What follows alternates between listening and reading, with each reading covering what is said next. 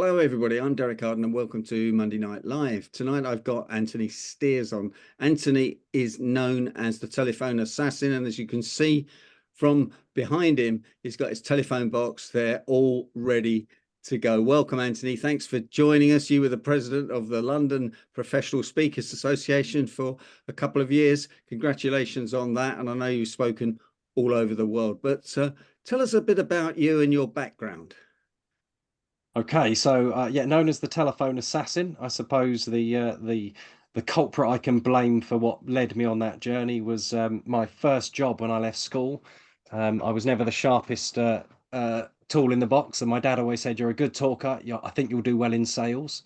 So I asked myself, what's the biggest commission you can earn? So I asked my dad, what's the biggest thing you can buy? And he said, well, it's probably houses and properties. So I decided I was going to become an estate agent. And then I found out they gave you a company car as well, and it was brilliant. But I remember I worked my way up. I was there for sort of 4 and a bit years, I think. And by the time I left, I was one of the valuers in the office. And I worked in a town that bordered, so it's a town called Bracknell, and it bordered on a town called Ascot, which is where the Royal Racecourse Ascot is just down the road. And I was valuing a house over there and looking quite young, turning up in my new company car on the in and out drive.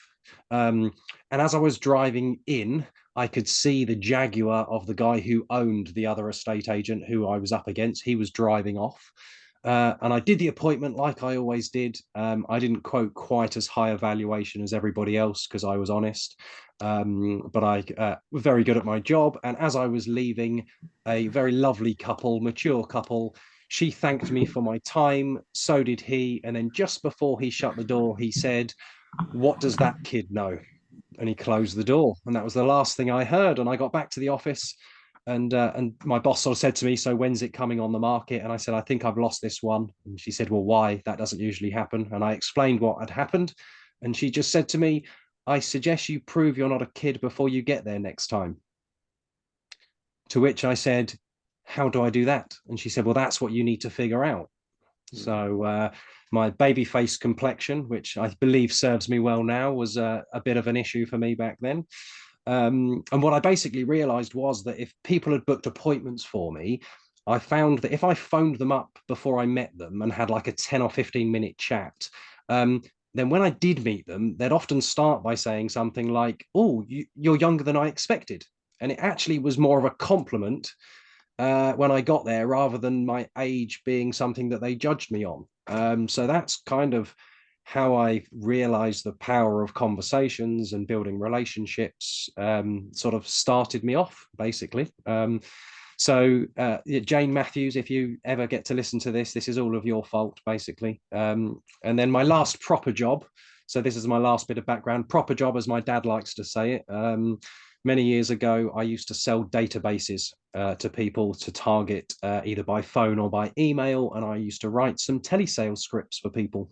And basically, enough of them said, "Would you make the calls for me?" And I started a telemarketing company with a business partner who was full of hot air, shall we say, and swiftly left the business. And yeah, so that's how I kind of got into making calls. And I very quickly got locked into retainers for clients. And my accountant asked me a question, and I didn't have a smart answer for it, which is, how much money do you make out of your waiting list? And because I didn't have a smart answer, he suggested I taught people to fish rather than fish for themselves rather than selling them the fish. So I phoned my waiting list of clients and said, "Look, my retainers aren't slowing up, but I am going to run a workshop to show people how to do what I do. Would you like to come?" And out of 23 people, I think 21 people said yes. I made more money in a day than I had in the previous month, and then decided this was quite a good move for me. So I started to watch speakers, bumped into a guy called Phil M. Jones, who's now based over in the States, and he introduced me to the Professional Speaking Association, the PSA, and that was about 12 years ago now. And so, yeah, there's a little bit of background how a chatty little kid turned into a bit of a sales expert, and yeah, pretty much used the phone to get what I wanted. Yeah, I think there's a number of issues there. The first one is you were an entrepreneur and you went car washing at a very young age, which is what I did because I wanted to raise money. It'd be curious to know how many Absolutely. people went to earn money at 13 or 14 and what jobs they did. Perhaps Yeah. we'll cover that. Well, the car washing I definitely did, but it came just after I tried to have a garage sale. I heard about a garage sale thing, and I basically just opened our garage and started selling my dad's tools. And once he realized what I was up to, he suggested that I use the bucket and sponge. And that's, yeah, so that was, but I was always keen to earn money, that's for sure. I love the tip about phoning people up before you meet them, actually, Mm. because there's more to that than just feeling a bit young. And I think I always remember that I always felt young till I was 35, and then when I got to 35, I felt old. So you couldn't really win on that one. But I think that's a great tip, softening Mm. people up for the sale, having Yeah, well, it then doesn't matter what you look like. And I think most of us are pretty much a bit hung up on something about how we look or what people are going to think about us. So it didn't really matter what you look like. It was more about how you came across and sounded on the phone. And I often say when you speak to somebody on the phone, they're never as good looking as you think they are when you finally look them up. But yeah, I don't know if it's the opposite of a camera adds £10. Sometimes the telephone adds some mystery about who's on the end of the phone and gets people gets people thinking. I bet it does. I bet it does add some mystery to the whole thing, actually. That's very interesting. Well, on Zoom, of course, we can change our picture, can't we? And we Mm, can put that, get rid of yeah, all the wrinkles like I do every time yeah, yeah. before I come on to Zoom. Well, I I'm was going to say to kind of complete the background stuff. Really, I mentioned that obviously that led me to the PSA, That's the and I Professional Speaking Association sorry, for people Professional that don't Speaking know that. Association in the UK, and I came in contact with some amazing people, and one of them, Shirley, is on with us now. But I remember talking to both Shirley and to Linda Shaw, and just talking a bit about my background. And basically, it turns out that it's likely that my parents split up when I was about 7 years old, and I had two older sisters. And according to chats with Linda and Shelley, I kind of learnt my communication style from women, which is why I'm quite good at listening. And that's the real reason that apparently I'm this telephone assassin. But again, don't tell my sisters, they'll want all the credit, please. Okay. But yeah, I've got a feeling that learning curve as the estate agent and being a bit hung up about how old I looked and using the sensitivity of having a good conversation with people that I learned from my sisters and asking people more about how they feel about things, because it's far more interesting to know what you feel about something than what you know about something. Mm. And actually using that means that you can create quite strong bonds in conversations with people. So, in fact, Shelley and Linda were psychologists, so they were sussing you out and giving you a bit of Yeah, advice on that. I'm absolutely. surprised you made more money um, teaching people than you did from actually pitching the business. That does Well, surprise. that's purely because I used to just charge a day rate. What you typically find is you get a few gung ho salespeople who pimp themselves out and do it on commission. Um, I used to get asked to do stuff on commission all the time, and I always used to turn around and go, "Well, hang on a second. So you want me to take all the risk for your business, right? You don't want to pay me." And I understand that there's an expectation if you're paying a salesperson that you're going to make sales, but the only guarantee I would give somebody is that I would have as many good conversations as I could in the amount of time that they bought, and I would document every single one of them and tee them up for a next action. Um, so there was never really guarantee. So I just used to sell a day rate, which I then realized is not very scalable.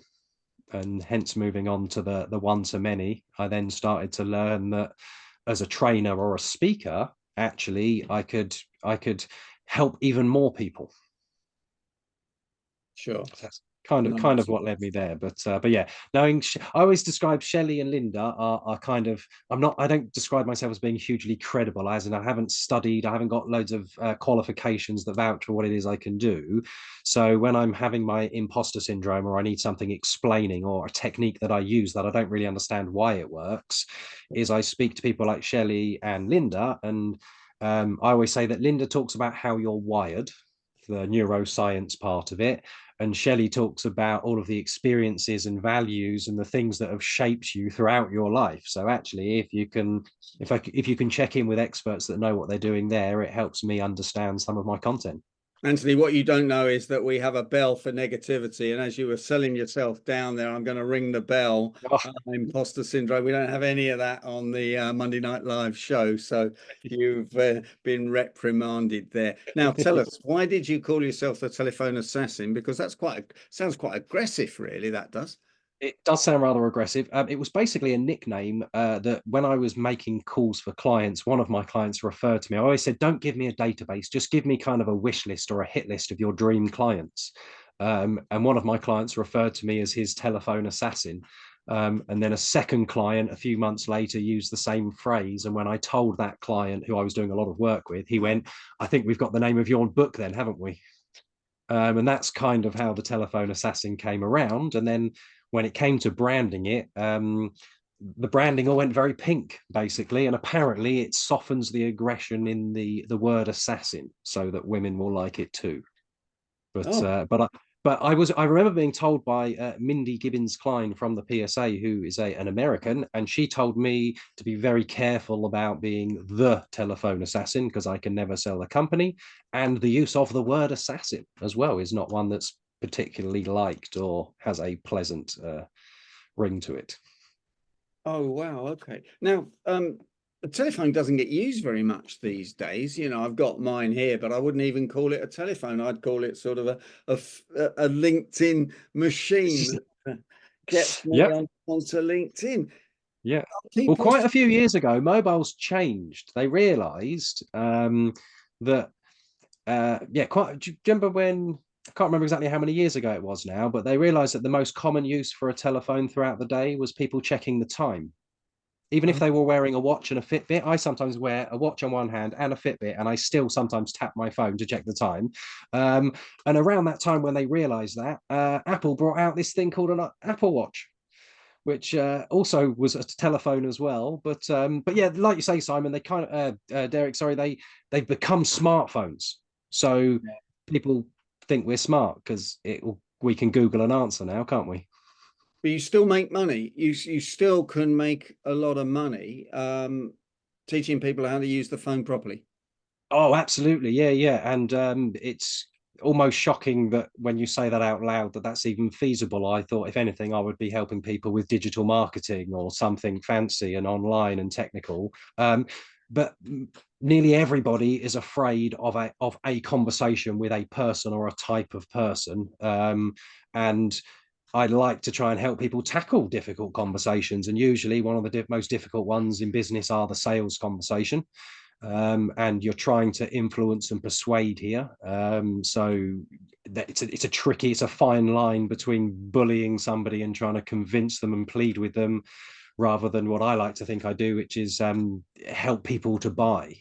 Yeah. I get classed usually as a sales expert or sales trainer, or occasionally customer service. And personally, I put myself in the latter because I don't really teach people how to sell. I just try and show them how to help their customers to buy. And when you flip it like that and you angle your conversation in that way, most of what I do is my friends think the telephone assassin sounds quite cool, right? And they know I get to travel and I get to go and give talks. So I play it down. When they ask me what I do, I basically say I teach people good manners and advanced common sense. I show them how to be polite enough that people want to talk to you, but also understand the emotional journey that you have to take somebody through before you can realistically expect them to do something as a result of talking to you. Most of us don't listen to complete strangers and just buy on a whim or using features and benefits. We need to build a relationship. So once you can get salespeople to understand that, and get them to slow down, I share like a cool structure with people, but it's got golden rules at the beginning and the end, and in the middle is the three phases of the conversation, and they're really simple. The first phase is rapport. You want them to like you enough to keep listening, okay, or not decide that they dislike you or think you're in sales and become a rude, aggressive, or evasive or anything like that.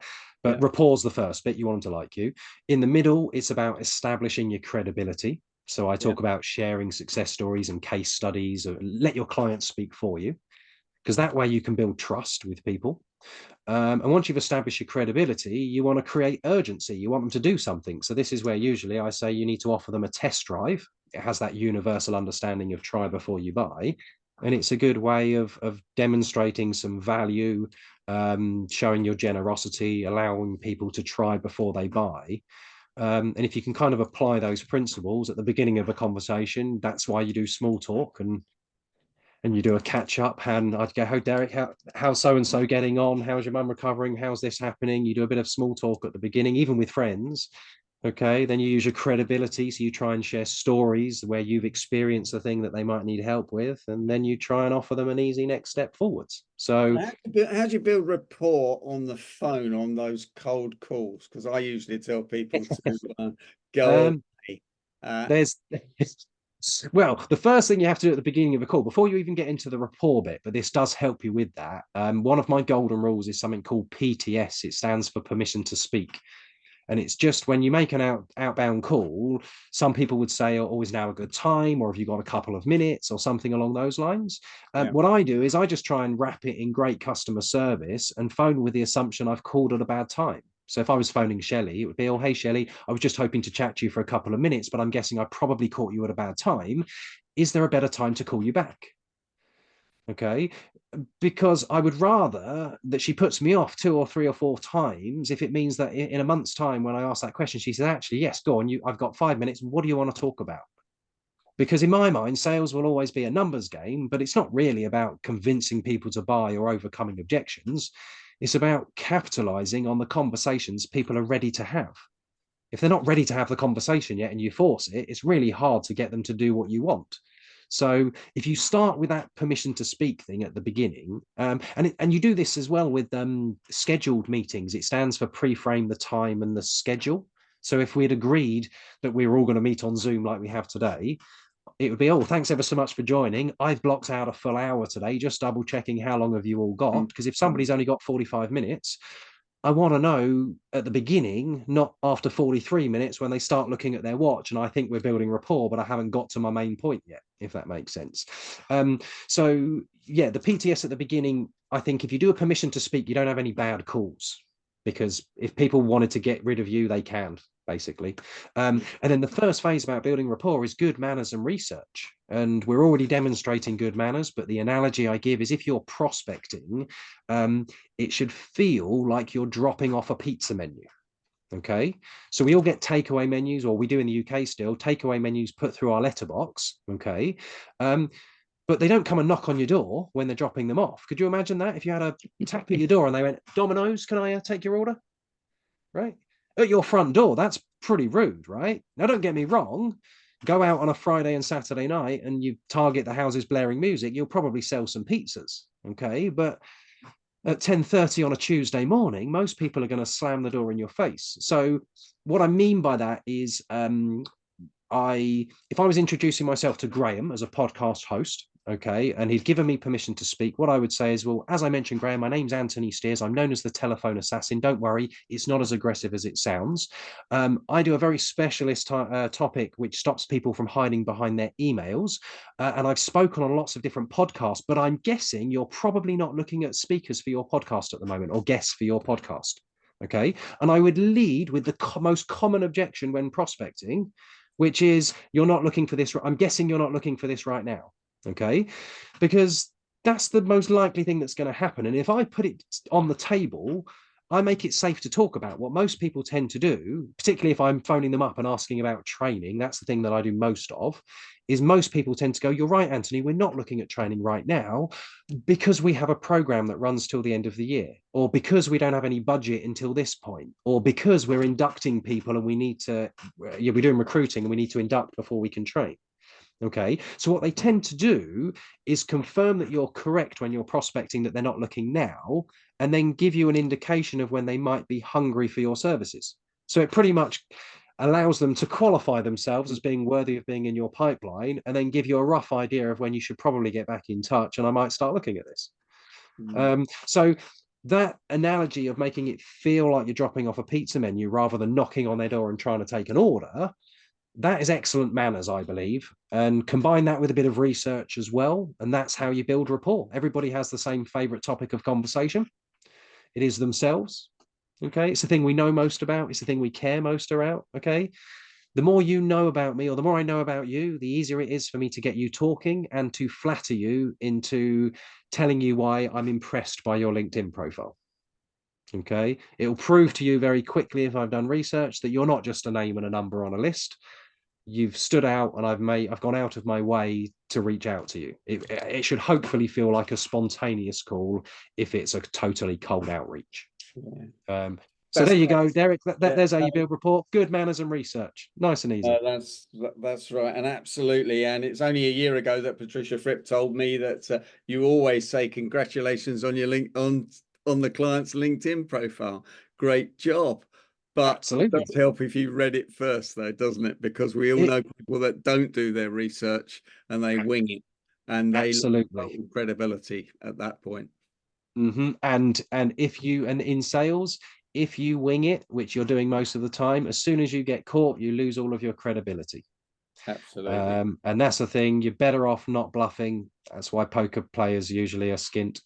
Yeah, that's my view. So you're the ambassador. You're an ambassador for the National Sales Conference in the UK. Tell us a little bit about that. Oh yeah, it's the biggest sales conference in the UK. Happens every October time in Coventry. They've been running it at, but yeah, I've been part of it for. It's been running for many years. It obviously shrunk down during COVID, and they built their growth hub online portal where a lot of their speakers would record webinars and do some interactive stuff on there too. But yeah, it's a fantastic event for sort of sales leaders.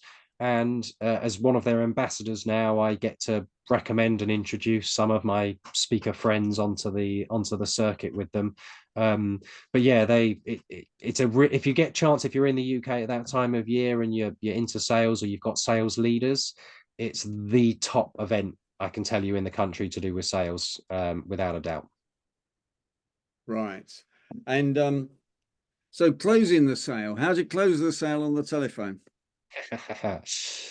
Closing is a tricky one because obviously you have to make sure somebody is primed to close. So I suppose, and this might be a bit of a wimp's way out, but the way that you close every conversation that you have, whether it's a pitch, whether it's an introduction, whether it's a quarterly check-in call with an existing client, is my final golden rule that sits at the end of every conversation. It's called TFR, and it basically stands for take final responsibility. And it stands for that, for taking final responsibility for the next time you're going to speak to somebody. Okay. What most people's issue is in business is what we would call pipeline constipation. It's where everybody goes very quiet after you've emailed them lots of stuff and a big hefty proposal.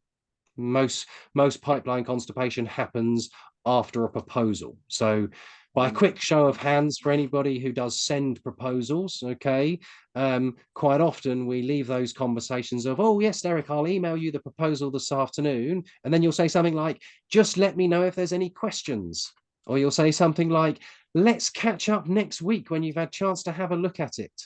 Yeah, or something along those lines. And then usually 3 or 4 weeks pass and they don't return your calls or your emails. You think they've fallen off the face of the earth. That kind of thing happens. Basically, if we were on the phone and I was agreeing to email you a proposal of some description, Derek, I would probably say something along the lines of, okay, Derek, well, look, I've talked you through everything and I'm going to put this all into an email for you so you have it in writing so you can digest it. But realistically, if I was to get this to you by the end of the day, when do you think you're going to have a chance to have a quick look through it by? Okay. And what I would do is I would ask you to put a time frame to it, and then I would hold you accountable. So what most people would tend to say is usually the most common answer is typically by the end of the week. So if you were to say that line, I would say, fantastic, in which case I'll leave the ball in your court, like I'm going to do that. If there's any questions in the meantime, let me know. All right. But just in case you don't get a chance to looking through it before Friday, let's pencil in a 15-minute call on Friday afternoon. And that way I can whip through it, make sure, one, I haven't missed anything. Two, I've answered all of your questions. And then my favorite phrase, I then say, and basically, I just want to make sure by the end of that conversation, you have all the information you need to decide whether or not you think we're going to be a good fit or not. Okay, so this can also work if that annoying thing happens when somebody tells you they're the decision maker, then they ask you to send a proposal and tell you that they're going to run it past their boss. Okay, so what I usually do is I praise them when they tell me that thing. They go, "Oh, I'm so sorry, I'm going to have to run this past my boss." I go, "Oh, fantastic! I'm so glad you've got somebody to talk this through with." Because they're not expecting that. That's technically an objection. When you praise it, it puts them on the back foot that you think it's a good idea. Because Brilliant. then I can say the line of what usually happens when people go back to their team, back to their boss, back to whatever word they've used. What usually happens is they come up with a question or a concern that we haven't even covered yet. And I pause. And the reason I pause there is I'm giving you a chance to jump in and tell me that I'm incorrect here. And hardly anybody ever jumps in. They just agree with the statement. In fact, if they do jump in, they usually jump in with something like, "Have you met my boss? He's bound to have questions." Okay, so it's usually, if they do jump in, a sarcastic confirmation of what you've said, but most of the time they're just nodding and agreeing with that statement. So I can then go for an assumptive close, or I can say, "Well, in which case, how far ahead in the diary do we have to book this to get on a call with your boss as well then?" And that's Great. how I would then try and close my follow-up call. But if you want to prevent this pipeline constipation, a TFR, some of you may have either teenage or grown-up children. And the TFR, you'll have used this phrase before. You might have just changed the effing word in the middle. But if they take final responsibility, then it keeps that momentum kind of moving forwards. Fantastic. We got one question in the chat box before we wrap up, from Texas, Tim Durkin. Do you teach people how to overcome call reluctance?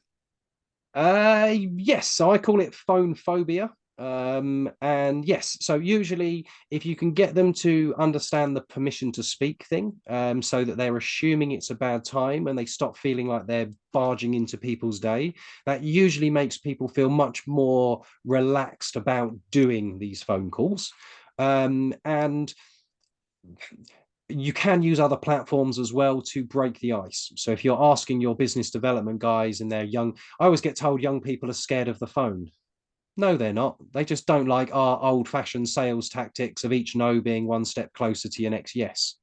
That sounds like a day full of rejection and horror.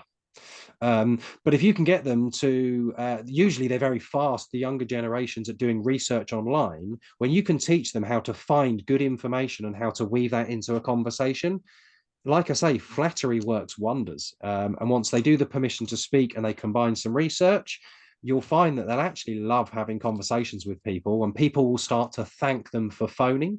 And that's one of the key things when you build their confidence and you get them doing those things, is ask them to note how many people thank them for phoning them. Because it's usually nearly over 2/3 of people thank a cold caller for phoning. Well, a cold caller that I've trained, usually 2/3 of them get thanked for phoning at the end of the conversation. Once you realize how many people are grateful for your conversation, it makes you want to pick up the phone and do it again. Sounds a great tactic. Well, once we've closed this, we'll find out if that applies in France and in America and Hawaii. Anthony, that's been fantastic. Thank you so much for that quick trip through phone phobia. Flattery works, so I'll flatter you. That was a great presentation. Thanks so much. How do people get in?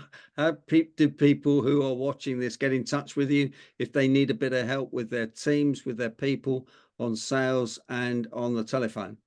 Um, Google the telephone assassin, you will find me. My number is very easy to find. You can send me inquiries and messages through LinkedIn and on my website, but pick up the phone. If you pick up the phone, I'm not as scary as you think. I don't have a gatekeeper who's going to be horrible to you. And if you leave me a message, if you quote Mr. Arden, then I will consider us friends. And I will promise to phone you back as soon as I can. Unless I'm on the phone or on stage, I will always answer. And yeah, would welcome anybody wanting to get in touch. In fact, connect with me on LinkedIn. If you send me the emoji of a plunger, I will send you a free ebook for my book called Preventing Pipeline Constipation, which goes into a bit more detail about how you can use this in other scenarios throughout the sales or client process. Fantastic. Can I ask members of Monday Night Live to give Anthony a vote of thanks in the normal Monday night live way? Thank you very much. Now, if you're watching this on YouTube or listening to this on the Negotiators podcast or any other channels, Please like it if you've enjoyed it. Please follow me. Please follow my channel and get in touch with Anthony Stears if you need help. Anthony, thanks very much indeed. It's been great to see you, and I hope you'll join us at another time. I certainly will. Thank you for having me, Derek. And lovely to meet you all as well.